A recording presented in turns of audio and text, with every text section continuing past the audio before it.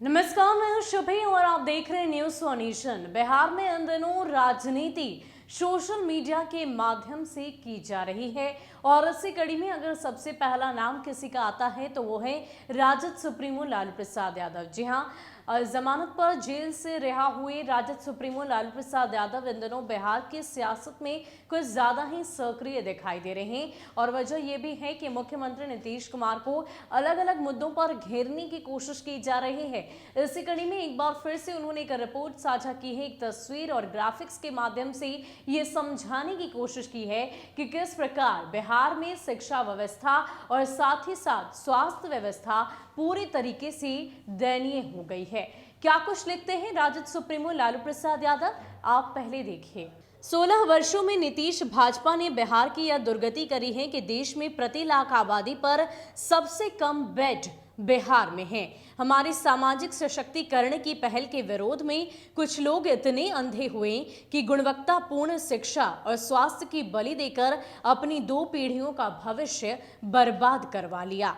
तो पिछले 16 वर्षों में भाजपा और जेडीयू की सरकार ने आखिर क्या किया है, अब इस पर सवाल लगातार उठ रहे हैं। खास करके बिहार में स्वास्थ्य व्यवस्था की जो बदहाली की तस्वीर इस कोरोना संकट के दौरान सामने आई है, जाहिर सी बात है विपक्ष इस पर सवाल खड़े करेगा और एक बार फिर से इस ग्राफिक्स के माध्यम से ये समझाने की कोशिश की गई, ये दर्शाने की कोशिश की गई है कि प्रति लाख आबादी बिहार में महज 26 बेड ही उपलब्ध हैं। इतना ही नहीं, लालू प्रसाद यादव ने साफ तौर पर कहा है कि मेरी सामाजिक गुणवत्तापूर्ण जिस तरीके से मैंने आगे लोगों के बारे में सोचा, उनकी समस्याओं के समाधान के बारे में सोचा, हमेशा से मैं जमीनी नेता के तौर पर लोगों की मदद करता रहा और ऐसे में लगता है ये सब सारी चीजें लोगों को बर्दाश्त नहीं हुई और आने वाली 2 पीढ़ियों का भविष्य इनके द्वारा खराब कर दिया गया। वो इसलिए क्योंकि जिस तरीके से बिहार की शिक्षा व्यवस्था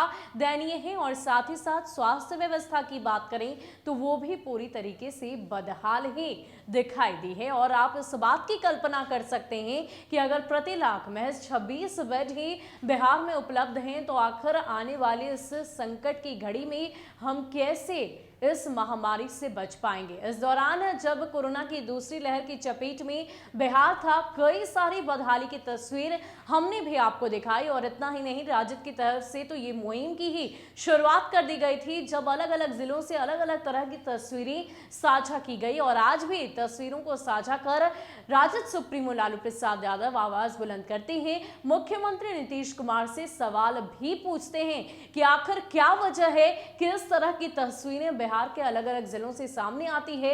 ये बदहाली बिहार वासियों को क्यों झेलनी पड़ती है?